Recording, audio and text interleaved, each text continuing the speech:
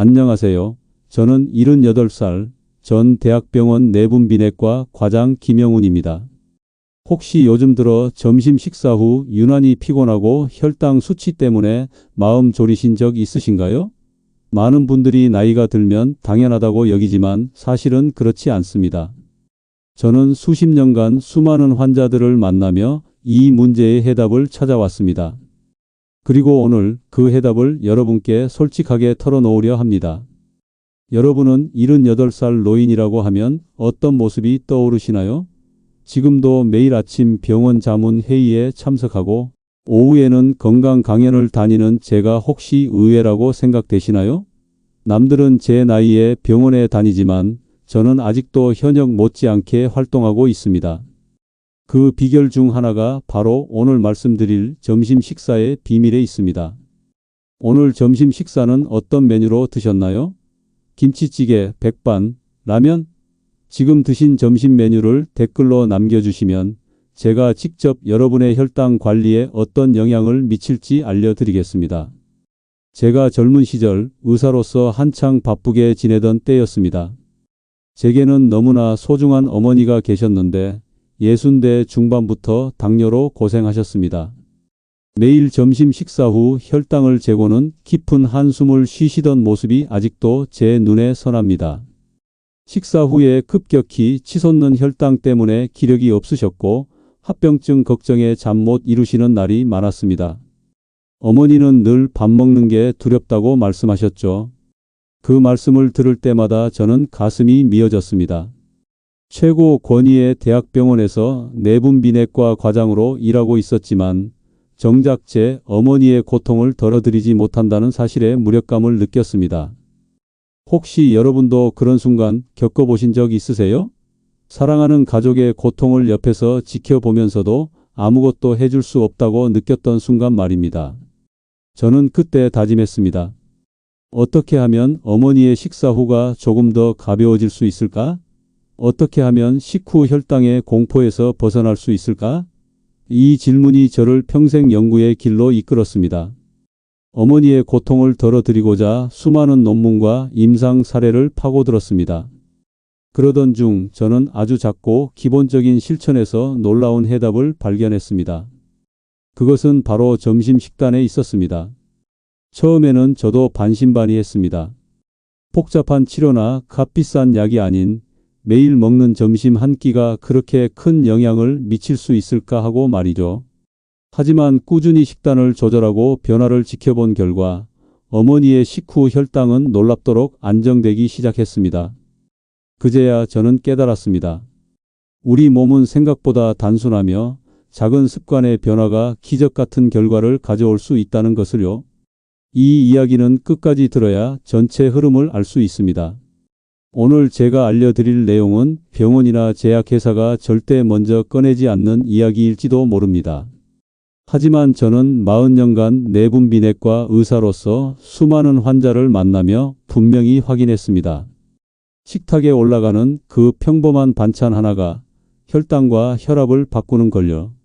이 영상을 끝까지 시청하시면 여러분의 점심 식사가 완전히 달라질 것입니다. 시작하기 전에 이 영상이 유익하다고 생각되시면 구독과 좋아요를 눌러주세요. 여러분의 작은 관심이 더 많은 분들에게 이 중요한 정보를 전달하는 데 큰 힘이 됩니다.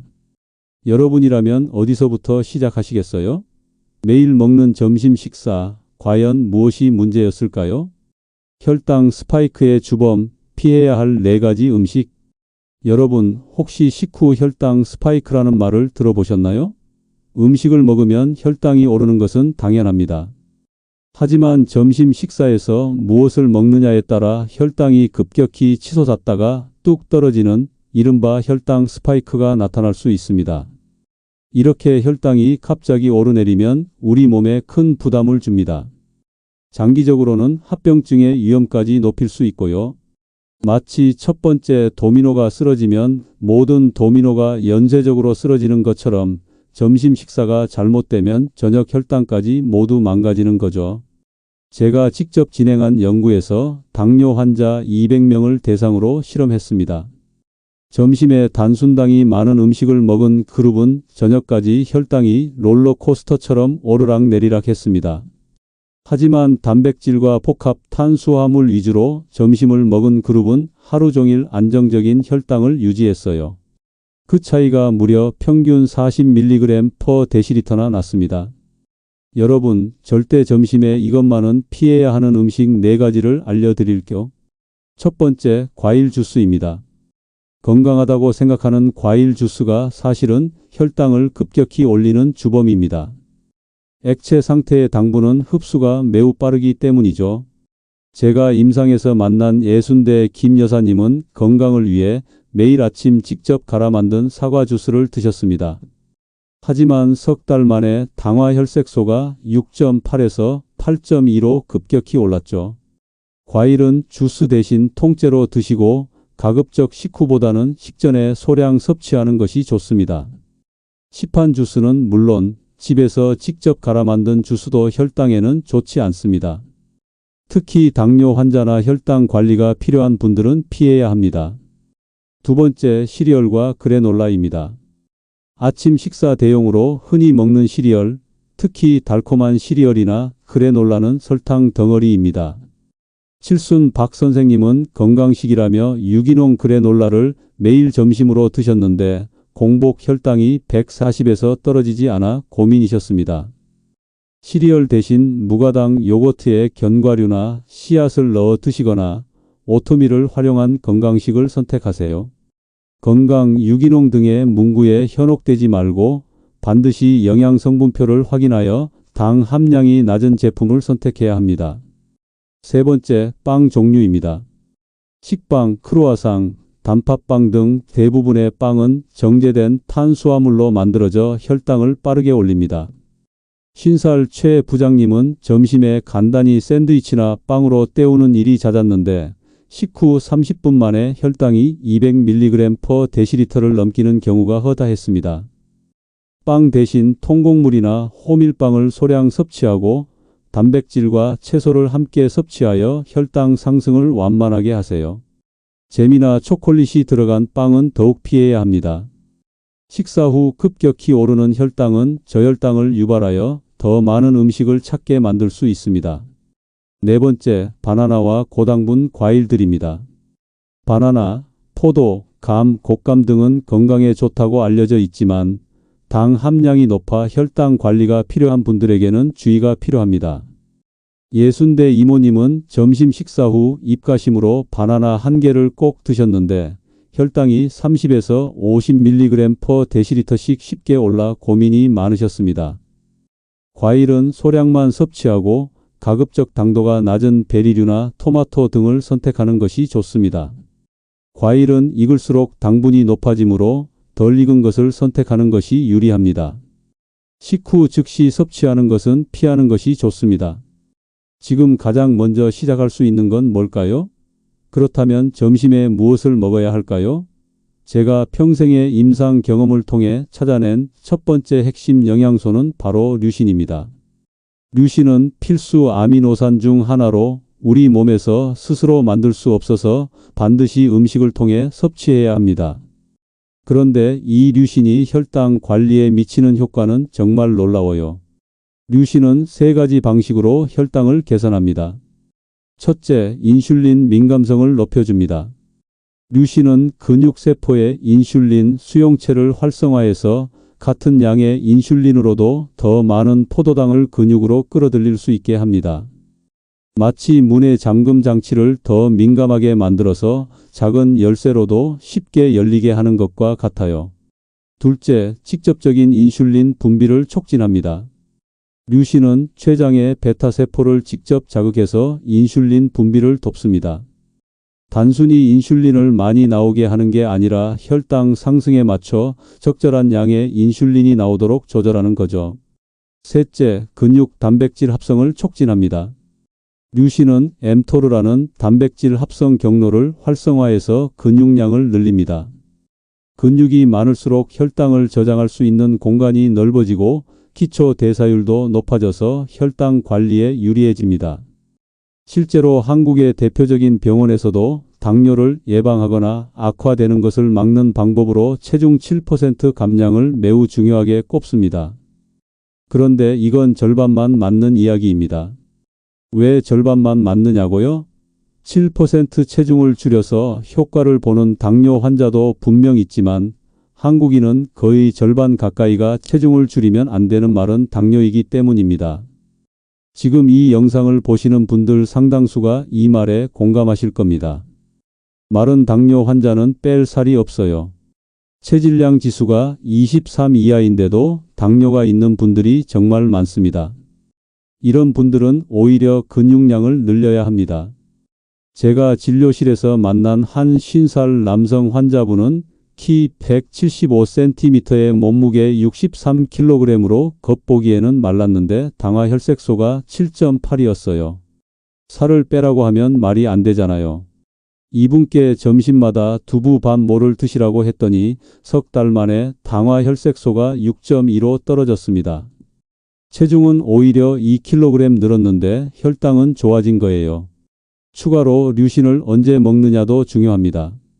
특히 점심에 류신을 섭취하면 점심 식사 후 혈당 상승을 완만하게 하고 하루 종일 근육 단백질 합성이 활발해져서 혈당 관리에 더욱 유리합니다. 한 연구에서 당뇨 환자들에게 점심에 류신 5g을 섭취하게 했더니 점심 식사 후 혈당 상승폭이 평균 20% 감소했습니다. 또한 저녁 혈당도 함께 개선되는 효과를 보였습니다. 여러분들이 점심에 섭취하시면 좋을 두 번째 영양소는 바로 마그네슘입니다. 지난 시간에도 제가 마그네슘 설명해 드렸죠. 점심 식사 후 혈당이 올라가는 것과 마그네슘 부족 사이에는 매우 밀접한 관계가 있습니다. 마그네슘은 우리 몸에 300가지가 넘는 효소 반응에 관여합니다. 특히 식후 혈당을 조절할 때 가장 필수적인 미네랄 중 하나로 꼽힙니다. 실제로 많은 당뇨 환자에게서 마그네슘 결핍률이 매우 높게 나타나는 것을 임상에서도 자주 확인합니다. 마그네슘은 인슐린 신호 전달 과정에서 핵심적인 역할을 합니다. 인슐린이 세포 표면에 수용체에 결합한 후 세포 내부로 신호를 전달하는 과정에서 마그네슘이 필수적인 보조인자로 작용해요. 마그네슘이 부족하면 인슐린이 있어도 제대로 작동하지 못합니다. 또한 마그네슘은 포도당이 근육과 간에 저장되는 과정에서도 중요한 역할을 합니다. 포도당을 글리코겐으로 변환시키는 효소들이 마그네슘을 필요로 하거든요. 그래서 마그네슘이 충분하면 식후 혈당 상승이 완만해지고 부족하면 혈당이 급격히 올라갑니다. 제가 진료했던 한 70살 여성 환자분은 매일 점심 식사 후 혈당이 200에서 210 사이를 왔다 갔다 했어요. 그런데 마그네슘 보충제를 복용하기 시작한 후 2주 만에 180대로 떨어졌고 한 달 후에는 150 이하로 안정화되었습니다. 오늘 점심 식사에 하나만 바꿔본다면 어떤 걸 고르시겠어요? 이제 구체적으로 어떻게 점심을 먹어야 하는지 알려드리겠습니다. 제가 40년간의 임상 경험을 통해 개발한 공식이 있습니다. 바로 단백질 25에서 30g, 건강한 지방 10에서 15g, 복합 탄수화물 20에서 30g, 그리고 식이섬유 5에서 10g입니다. 왜 이 비율일까요?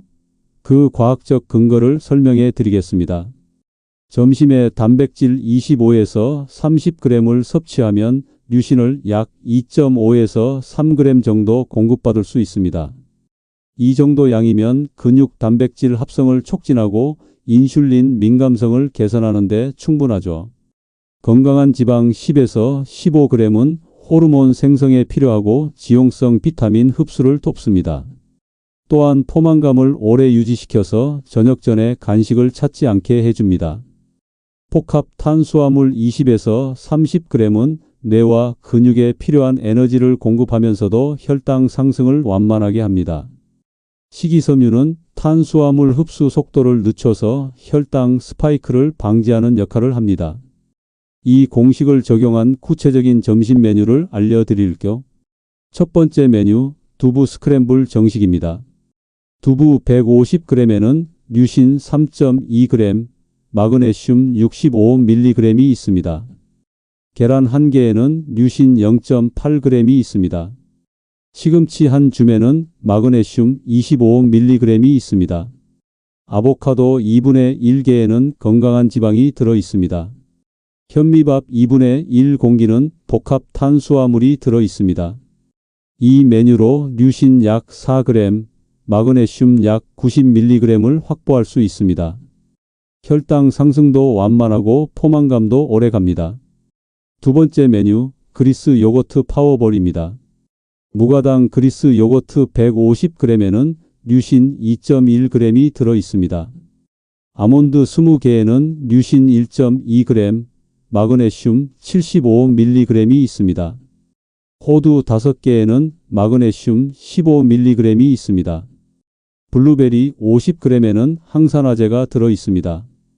치아시드 한 큰술에는 식이섬유, 마그네슘 30mg이 있습니다. 이 조합으로 류신 약 3.3g, 마그네슘 약 120mg을 얻을 수 있습니다. 시간대별 섭취 전략도 알려드리겠습니다. 점심 식사 시간도 중요합니다. 식사 시간을 규칙적으로 지키는 것이 좋습니다. 너무 늦게 먹거나 거르는 것은 혈당 관리에 좋지 않습니다. 또한 점심 식사를 거르는 것은 절대 금물입니다. 한 연구에서 당뇨 환자가 점심을 거르면 다음 식사 후 혈당이 평균 30에서 40mg/dL 더 높게 올라간다는 결과가 나왔습니다. 직장인이나 외식을 자주 하시는 분들을 위해 점심 외식 시 어떻게 해야 하는지도 알려드릴게요. 편의점에서도 충분히 건강한 점심을 만들 수 있습니다. 예를 들어 삶은 계란 2개와 두유, 그리고 견과류를 함께 드시면 좋습니다. 혹은 그리스 요거트에 견과류와 치즈를 곁들이는 조합도 훌륭합니다. 닭 가슴살 샐러드에 아몬드를 추가하는 것도 좋은 선택입니다. 카페에서 점심을 해결해야 한다면 아메리카노와 함께 단백질바, 계란, 치즈, 견과류를 주문해 보세요. 무가당 라떼에 설탕이 적게 들어간 견과류 머핀을 선택하는 것도 현명한 방법입니다. 하지만 절대 피해야 할 편의점 음식들도 있습니다. 삼각김밥과 바나나 우유는 혈당을 급격히 올릴 수 있습니다. 단팥빵이나 초콜릿 우유 역시 마찬가지입니다. 겉보기에 건강해 보이는 샌드위치와 과일 주스 조합도 혈당 관리에는 좋지 않으니 주의해야 합니다. 추가로 음식만으로 충분한 류신과 마그네슘을 섭취하기 어려운 분들을 위해 보충제 정보도 드릴게요. 류신 보충제 선택법 효모에서 추출한 류신이 가장 흡수율이 좋습니다. 하루 3에서 5g 정도 섭취하시면 되고 점심 식전이나 식사와 함께 드시면 됩니다. 조금 더 여유가 있는 분들은 누에고치 실크 펩타이드를 추천합니다. 실크 펩타이드는 류신 함량이 높을 뿐만 아니라 간 기능 개선에도 도움이 되어 혈당 관리에 더욱 효과적입니다. 마그네슘 보충제의 종류별 특성 마그네슘 글리시네이트는 흡수율이 가장 좋고 위장 자극이 적습니다. 마그네슘 시트레이트는 가격이 저렴한 편이고 마그네슘 옥사이드는 변비가 있는 분들에게 좋습니다. 하루 200에서 400mg 정도 섭취하시면 되는데 한 번에 많이 먹으면 설사할 수 있으니 점심, 저녁으로 나누어 드시는 것이 좋습니다. 연령대별 맞춤 전략도 알려드릴게요. 40대에서 50대 근육량 유지가 핵심입니다. 이 연령대부터 근육량이 급격히 감소하기 시작합니다. 단백질 섭취량을 체중 1kg당 1.2에서 1.5g으로 늘리고 특히 점심에 25에서 30g의 고품질 단백질을 확보하세요. 60대 이상 소화력 고려한 부드러운 식사가 중요합니다. 나이가 들수록 소화력이 떨어집니다. 두부, 계란, 생선 위주로 부드러운 단백질을 섭취하고 견과류는 잘게 부수거나 갈아서 드세요. 당뇨 합병증 예방을 위한 특별 관리도 중요합니다. 점심 식사가 잘못되면 당뇨 합병증 위험도 높아집니다. 특히 눈, 신장, 신경에 미치는 영향이 크므로 더욱 주의해야 합니다. 혈당이 높은 상태가 지속되면 혈관 내피세포가 손상되어 미세혈관 합병증이 생깁니다. 점심 식사 후 혈당 스파이크가 반복되면 하루 종일 혈관이 스트레스를 받게 되어 합병증 진행이 빨라져요. 반대로 점심 식사를 제대로 하면 혈관 건강도 개선됩니다. 류신과 마그네슘은 혈관 내피 기능을 개선하고 염증을 줄여서 합병증 예방에도 도움이 됩니다. 저는 78이라는 적지 않은 나이에도 불구하고 여전히 건강하게 진료실을 지키고 있습니다. 얼마 전 정기 피검사에서 제 당화 혈색소는 5.7이 나왔습니다. 이 나이에도 이 수치를 유지하고 있다는 것은 결코 쉬운 일이 아닙니다. 사실 많은 분들이 이 나이가 되면 혈압약이나 혈당약을 달고 사시지만 저는 꾸준한 관리 덕분에 아직까지 약 없이도 건강한 삶을 살고 있습니다. 제가 40년 넘게 환자들을 진료하며 얻은 지혜와 저 스스로 실천해온 작은 습관들이 쌓여 만들어진 결과입니다. 이는 단지 저만의 이야기가 아닙니다. 저는 지난 세월 동안 수많은 환자들의 삶이 어떻게 변화하는지를 똑똑히 지켜봤습니다. 어떤 분은 혈당 약을 절반으로 줄였고 또 어떤 분은 당뇨 합병증으로 고생하던 발 저림 증상이 거짓말처럼 사라졌다고 했습니다. 이 모든 놀라운 변화의 시작은 거창한 것이 아니었습니다. 바로 오늘 제가 알려드린 일상 속 작은 식단 변화에서 비롯된 것입니다. 여러분도 충분히 가능합니다. 지금 이 순간 혈당 수치 때문에 걱정이 많으신가요? 건강을 되찾고 싶지만 어디서부터 시작해야 할지 막막하신가요? 걱정 마세요. 지금 시작해도 절대 늦지 않습니다. 중요한 것은 꾸준함입니다. 제가 알려드린 점심 식단 원칙을 매일 조금씩 실천하는 것, 그것이 여러분의 삶을 바꿀 강력한 첫걸음이 될 것입니다. 포기하지 않고 한 걸음씩 나아가면 분명 혈당이 안정되고 몸이 가벼워지는 것을 느끼실 수 있을 겁니다. 활기찬 아침을 맞고 식후 피로감 없이 즐겁게 하루를 보내며 사랑하는 이들과 오래도록 건강하게 함께할 수 있는 삶. 이는 꿈이 아니라 충분히 실현 가능한 현실입니다. 점심 식사만 제대로 바꿔도 하루의 혈당 패턴이 완전히 달라지는 경험을 직접 해보시길 바랍니다. 저는 지금 매일 점심에 두부 100g과 견과류 한 줌, 그리고 현미밥 반 공기로 구성된 식사를 하고 있습니다. 제가 석 달 후 검사에서 얼마나 더 개선되는지 여러분께 투명하게 보고 드리겠습니다. 이 작은 노력이 여러분의 건강을 지키고 활기찬 노년을 선사할 것입니다. 삶의 질이 높아지고 병원 문턱이 멀어지는 기적을 직접 경험하게 될 것입니다. 점심이 달라지면 하루가 달라지고 하루가 달라지면 인생이 달라집니다. 당뇨는 완치되지 않는다고 하지만 적절한 관리로 정상인과 똑같은 삶을 살 수 있습니다. 그 시작이 바로 올바른 점심 식사입니다. 내일 점심부터 당장 실천해 보세요. 이 주만 제대로 해보시면 몸의 변화를 느끼실 수 있을 겁니다. 활기 넘치는 하루하루를 맞이하며 건강한 점심 식사로 당뇨 없는 삶을 되찾으시길 바랍니다. 이제 여러분의 건강을 위한 선택은 무엇입니까? 당신은 오늘 어떤 한 가지를 바꿔보시겠습니까? 지금 시작하면 내년 이맘때쯤 어떤 삶을 살고 있을까요? 다음 영상에서는 아침 식사의 중요성과 혈당 관리 비법에 대해 더 자세히 알려드리겠습니다. 기대해 주세요. 이번 영상이 도움이 되었다면 구독과 좋아요 부탁드립니다. 그리고 주변에 당뇨로 고생하는 분들에게 꼭 공유 부탁드립니다.